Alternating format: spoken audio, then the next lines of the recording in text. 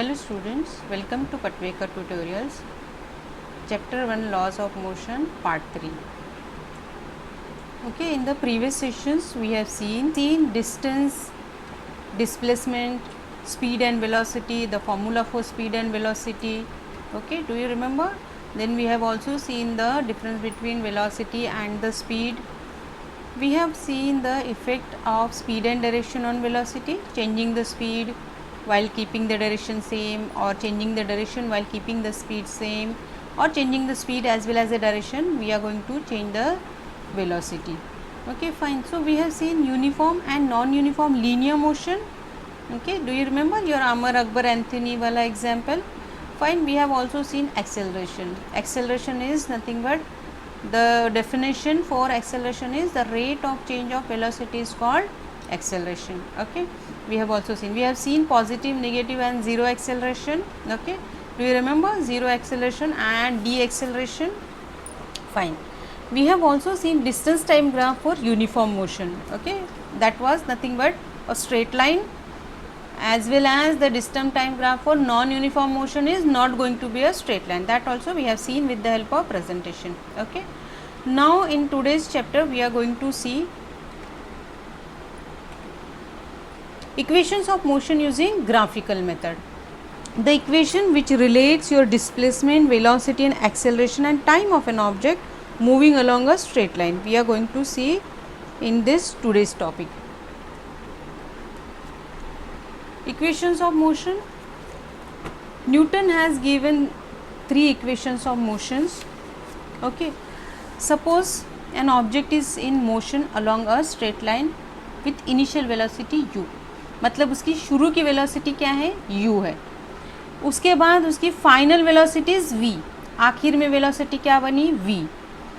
In time t due to acceleration a, it's displacement is s. Now the 3 equations of motion can be written as v is equal to u plus at.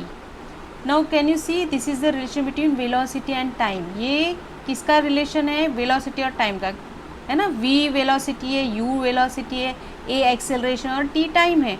तो ये किसका relation है, velocity और time का. Okay, you need to remember this 3 equations. बहुत बहुत important है, क्योंकि यही इसी के ऊपर हम लोग न्यूमेरिकल्स भी करने वाले हैं. आगे जाके भी ये 3 इक्वेशन तुमको बहुत अच्छे से याद रखने हैं. ठीक है. v equal to u plus at is your first equation. The second equation is s equal to ut plus half at square. This is the relation between displacement and time. s is the displacement and t is the time. तो ये किसका relationship है, displacement and time. जब हम लोग numericals भी देखेंगे तो उसमें हमको नहीं पता चलेगा कौन सा फॉर्मूला यूज़ करना है.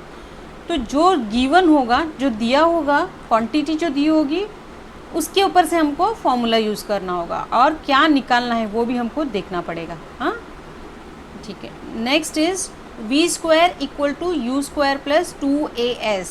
Now over your v is your final velocity, u is your initial velocity, a is your acceleration, s is your displacement. Now this is the relation between displacement and velocity. ये 3 equations बहुत बहुत बहुत important है, याद कर लो इसको अच्छे से. कौन सा है, पहला है v equal to u plus a t, that is between velocity and time. s equal to u t plus half a t square, relationship between displacement and time. s is displacement, t is time, है ना. शुरू का s याद करना, फिर उसके बाद t, ऐसे याद रखना. Third is v square equal to u square plus 2s. This is the relation between displacement and velocity. Let us try to obtain these equations by the graphical method. Okay, we are going to start the equations with the help of your graphical method. So we are going to plot a graph for velocity and time. Okay. Now can you see this is my y-axis and this is my x-axis. Okay. Now the object starts from the point D. Okay, the object starts from point D with velocity u. कितनी velocity है उसकी, u, और किधर से शुरू हो रहा है, d से शुरू होगा. ओके, अब ये क्या हुई, इसकी वेलोसिटी शुरू में u थी ना. ठीक है, u से जो शुरू हो रहा है, तो चलते चलते चलते उसकी क्या हुई, वेलोसिटी क्या हुई, इंक्रीज हो रही है ना. its velocity keeps on increasing. And after time it reaches to point b. कहाँ पहुँचा ये? पॉइंट बी तक पहुँचा ना, डी से शुरू किया बी तक पहुँचा, ठीक है। तो हम लोगों ने जितना भी उसका टाइम चेंज हुआ या उसका जितना भी डिस्प्लेसमेंट चेंज, उसकी वेलोसिटी चेंज हुई, उसको क्या किया हम लोगों ने? ग्राफ पे प्लॉट किया। तो हमको अलग अलग वेरियस पॉइंट्स मिलेंगे, जिसकी वजह से हमको क्या पता चला, ये लीनियर वेलोसिटी भी ऐसी उसका स्ट्रेट लाइन आती है, ठीक है। तो हम लोगों ने यहाँ से शुरू किया, डी से शुरू किया, कहाँ तक पहुँचा? बी तक। कितने टाइम में? टाइम टी में, ठीक है। अब शुरू में इसकी वेलोसिटी कितनी थी? Initial velocity of the object is u, तो कितनी होगी ये? ओडी, है ना। यहाँ से उससे शुरू किया, इतनी वेलोसिटी से शुरू किया, तो initial velocity is OD, okay. Now what will be the final velocity? आखिर में जाके कितनी वेलोसिटी है इसकी? v है। b तक पहुँचने पर कितनी वेलोसिटी आई उसकी? v। अब v कितना होगा? ओ सी, ये पॉइंट C है, तो final velocity is equal to O C, okay. Now time is t, इतना टाइम लगा इसको, तो कितना टाइम है ये? O E, fine. Now acceleration formula, do you remember? Change in velocity by time was my formula for acceleration. अब change in velocity मतलब क्या है? Final velocity minus initial velocity. Final velocity कितनी है? हम लोगों ने क्या निकाली इधर से? OD. We know the formula for acceleration, that is change in velocity by time. Change in velocity is nothing but final velocity minus initial velocity. अब यहाँ पर फाइनल वेलोसिटी कितनी है? कौन सी है? ओ सी, और इनिशियल वेलोसिटी क्या है? ओडी, ठीक है। तो ओ सी माइनस ओडी, और टाइम क्या है? टी, ठीक है। अब acceleration is equal to O C minus OD by T, ये हमको फॉर्मूला मिल चुका है। अब इसमें O C minus OD, O C minus OD, O C में से ओडी माइनस करेंगे तो क्या बचेगा? सी डी बचेगा, ठीक है। तो C D is equal to A T. अब ये कैसे आया? O C is equal to OD is C D by T, और ए के साथ हम लोग क्या करेंगे? टी को क्रॉस मल्टीप्लाई करेंगे, तो हमको क्या मिलेगा? ये फॉर्मूला मिलेगा, C D is equal to A T, ठीक है। ये एक फॉर्मूला हो गया, that's why I am giving the name as 1. Now draw a line parallel to y axis. Draw a line parallel to y axis passing through B. Okay, that means this will cross the line BE at A. यहाँ से हमने क्या किया? एक line बनाए, ठीक है, E तक जाने वाली। अब ये लाइन जो है ना, इस D को जब हम लोगों ने आगे एक्सटेंड किया तो A में जाके मिली। So now from this graph B is equal to AB plus AE. Now V is equal to CD plus OD. B is equal to CD plus OD. That's what we have seen.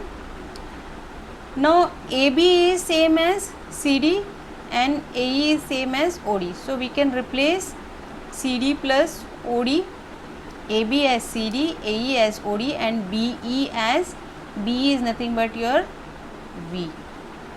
Okay. So now V is equal to CD plus OD, and AB is equal to CD, and AE is equal to OD. Now let us suppose that an object in uniform acceleration A, and it has covered the distance s within time t.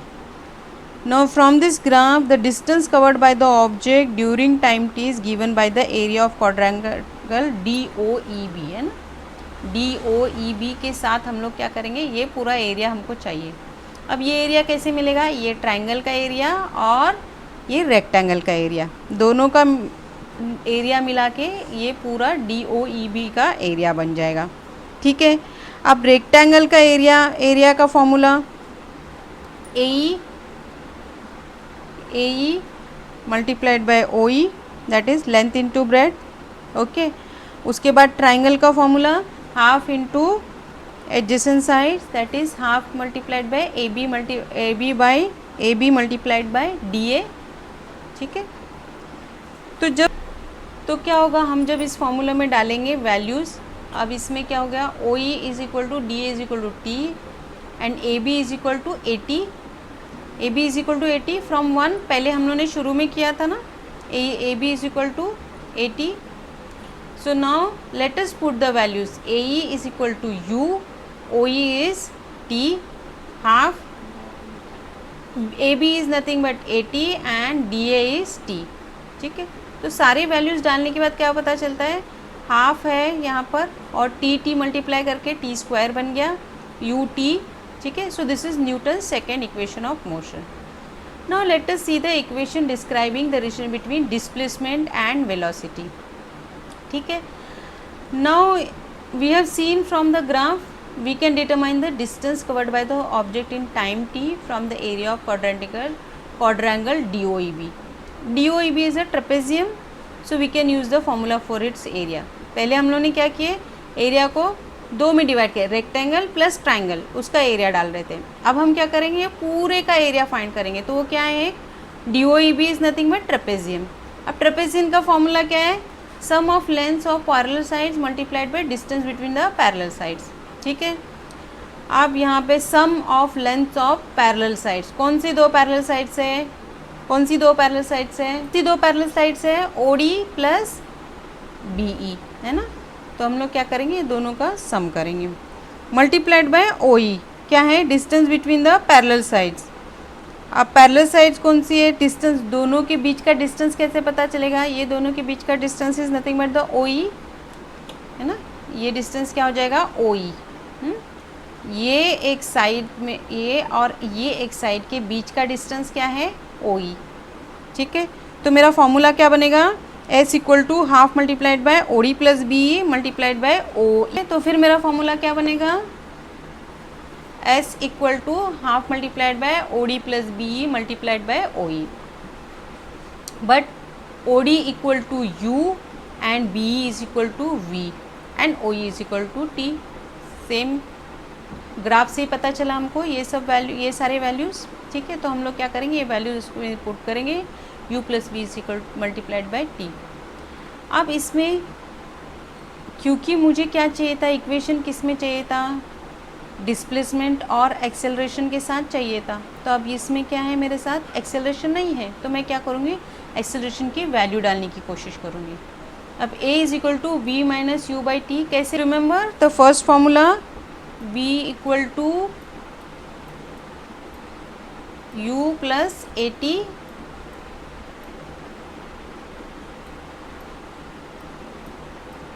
ठीक है. क्या करेंगे हम लोग, इस U को minus करेंगे यहाँ पर, तो क्या बचेगा, AT बचेगा ना. तो AT equal to U V minus AT equal to V minus U. उसके बाद क्या करेंगे, इस A को क्या करेंगे, यहाँ से क्रॉस मल्टीप्लाई करते हो, ये नीचे, तो ये ऊपर था तो नीचे चले जाएगा, तो T is equal to V minus U by A मुझे मिल जाएगा. ठीक है, अब मैं क्या करूँगी, इस T के बजाय क्या करूँगी, ये वाला फॉर्मूला यहाँ पर डाल दूँगी. ठीक है, अब ये क्या बन गया, V plus U plus V minus U. अब प्लस को हम लोग ऊपर नीचे लिख सकते हैं ना, तो क्या करेंगे हम लोग, इसको सिर्फ रीफॉर्म करेंगे, U प्लस V के बजाय V प्लस U लिख देंगे, ताकि ये मुझे दिखने में सही लगे. और ये 2 यहाँ पर था, 2 और A दोनों मल्टीप्लाई हुए, तो ये दोनों नीचे नीचे वाले नीचे, ऊपर वाले ऊपर. ठीक है, अब ये फॉर्मूला कैसा है, A plus B A minus B के फॉर्म में है, तो जिसका फॉर्मूला क्या मिलेगा मुझे, A square minus B square is the answer. तो इसको क्या करेंगे हम लोग, V square minus U square, तो इसके बदले में हम लोग क्या डालेंगे, V square minus U square. ठीक है, अब ये मिल गया 2AS is equal to V square minus U square. V square को यही रखेंगे, इस माइनस को इधर लेके आएंगे, तो क्या बनेगा, प्लस हो जाएगा ना, यू स्क्वायर प्लस हो जाएगा, you square plus 2AS. This is my Newton's third equation of motion. That's it for this session. Thank you.